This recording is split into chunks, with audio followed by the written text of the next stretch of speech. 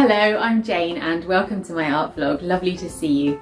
This week I'm going to share with you the 10 questions that I asked myself before I quit my day job to become a professional artist. And they're very fresh in my mind as I'm still in the process actually of setting everything up. I've been a professional artist now for under a year, so it's all very recent. So I'm going to share those questions with you while I show you the process of painting this pet portrait commission from start to finish. So I really hope you find this video useful. If you do, give it a like and I'll see you again at the end of the video.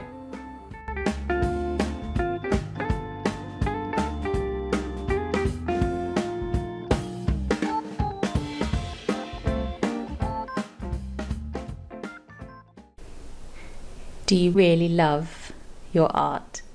You need to love it so much that you're happy to work weekends, evenings, nights, early mornings, holidays, and even when you're asleep. I'm not kidding, I often actually paint in my dreams. If for you it's just a hobby, then the problem is you'll probably stop enjoying it once it becomes your main source of income. At the beginning of your career, commissions will likely be one of your main income streams, and if you don't really love painting for the sake of painting, then you won't enjoy painting commissions. Painting a commission isn't really an artistic expression so much as fulfilling an order for a customer. This is the first lesson. Being an artist is running a business. You'll need to be happy painting things you didn't pick yourself if you want to earn your living. People will say to you, "Oh, I love that painting. Can you paint my dog?" And that's how you'll make your money to start with. Then, little by little, you'll start to make a name for yourself and people will start buying your art because they like your art. And eventually, if you work really hard at it, some people will buy your art because they like it, but also because they'll want it as an investment. They'll begin to have faith in you and in your future as an artist. Question number 2 is, do you have time? Do you have a big chunk of time available to set things up? You're going to need at least, I would say, 6 months to devote to a really intense work period. It will probably actually be closer to a year or even longer maybe. This is because at the beginning you'll need to get lots of systems into place that will allow you to earn a living. Like I said, you're setting up a business and this takes a lot of time. Do you have this time? Ask yourself honestly. Do you have commitments that take up large amounts of your time that you can't put on hold temporarily? Are you willing to make sacrifices in other areas of your life?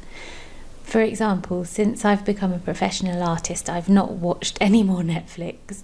I never watch television in the evening or, of course, in the daytime. If I want to read a book, it's usually an audio book while I'm working on a painting. I don't do as much sport as I'd like to do, although I'm trying to increase that a little bit. Do you have a large family? Do you have young children? Do you have children of any age who need you a lot? Are you in the process of moving house? Do you have health concerns? Or do you care for a family member? All of these are really important considerations to think about before taking the leap to set up an art business. Okay, so question 3 is a really basic one and it's also really essential. Do you have savings that you can fall back on? It seems obvious, but if you don't have enough money to eat and pay for the essentials in your life, then you'll be far too stressed to produce any artwork. Do what you need to do to make sure that you're financially secure before you quit your job. If you can't, then do what you can while you keep your job until hopefully the time comes where you can finally take the leap. Question number 4. Have you sold a piece of your art to a complete stranger?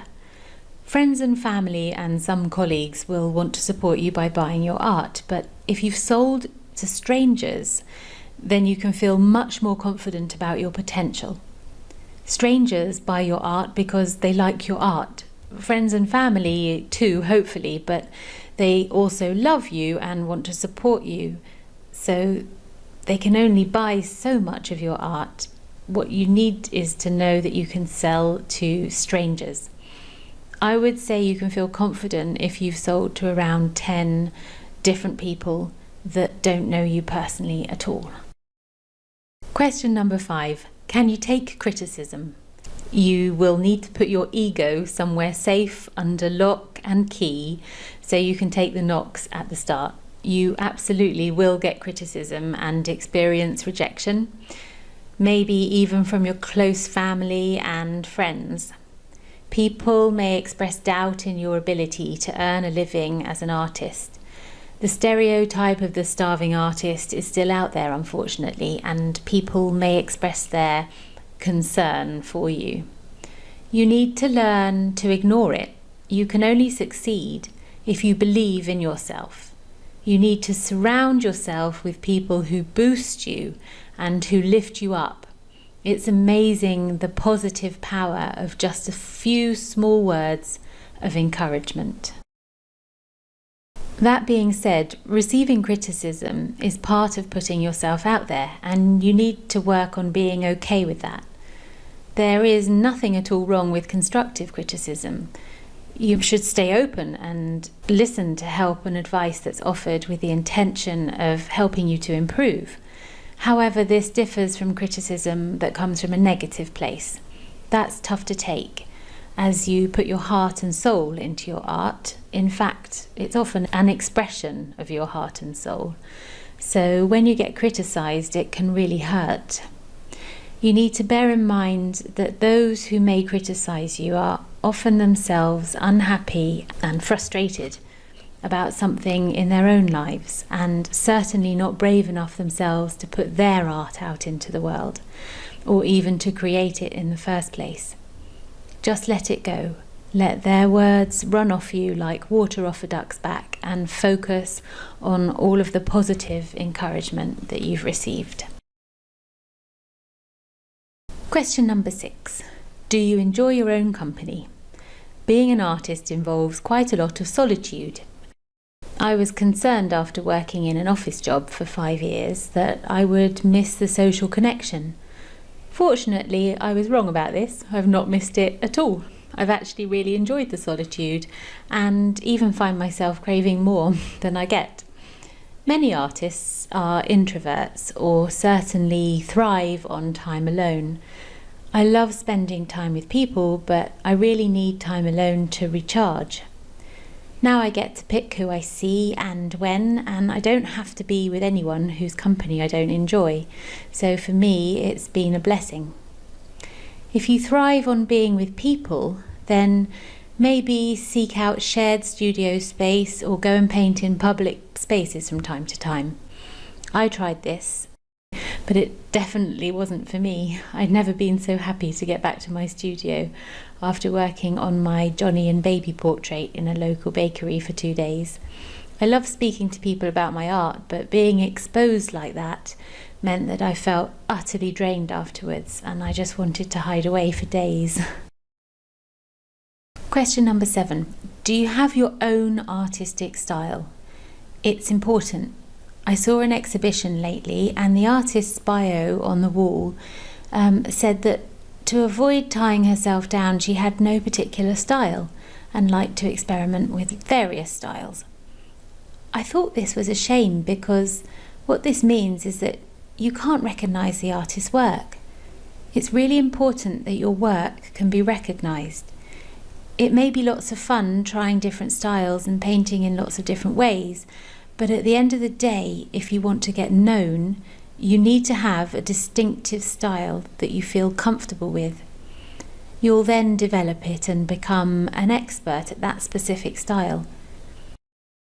Question number 8. Are you organised and a self-starter? Can you manage your time, or do you function better if someone else tells you what needs doing and when? Can you self-motivate? On the other end of that scale, can you moderate how much you work and allow yourself to take breaks? If you don't take breaks, then you will burn out. I guarantee that. You need to plan breaks into your diary. Personally, I needed my doctor to tell me to do this before I would allow myself any time off. I now block off a couple of hours every Friday afternoon as some me time. I admit I don't always stick to it, but I do try.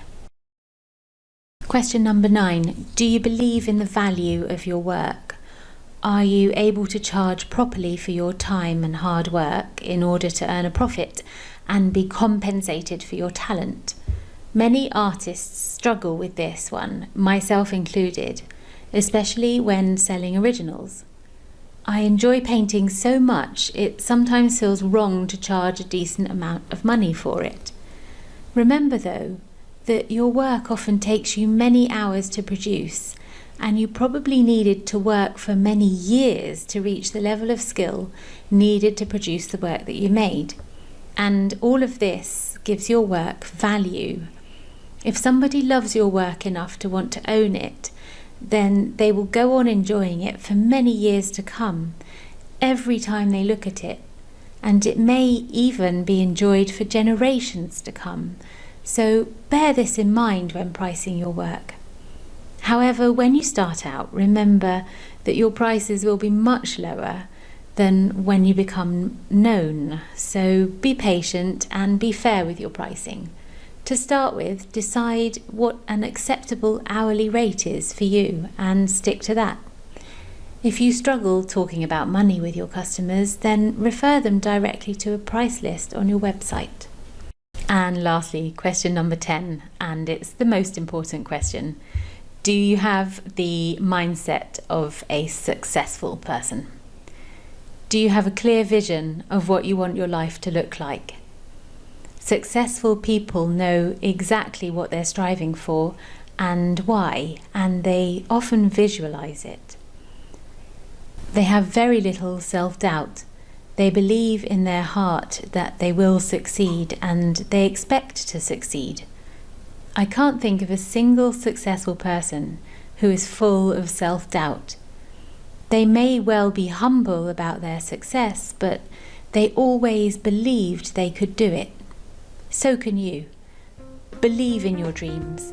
You have those dreams for a reason, and to ignore them is to ignore the light that shines inside you and makes you who you are.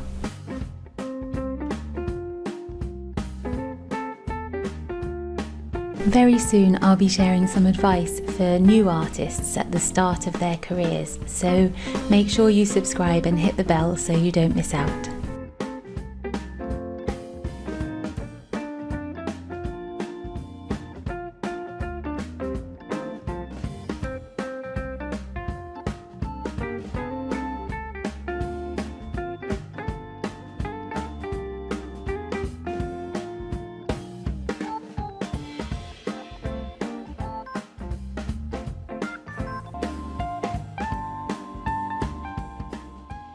Thanks for watching. I really hope that these questions helped you. I hope it's sort of given you a bit more clarity on the things to consider before you become a professional artist. Go ahead and let me know in the comments what you think, and I absolutely wish you the very, very best of luck. I wish you lots of motivation, and if you want to do it, I know you can do it, so just go for it.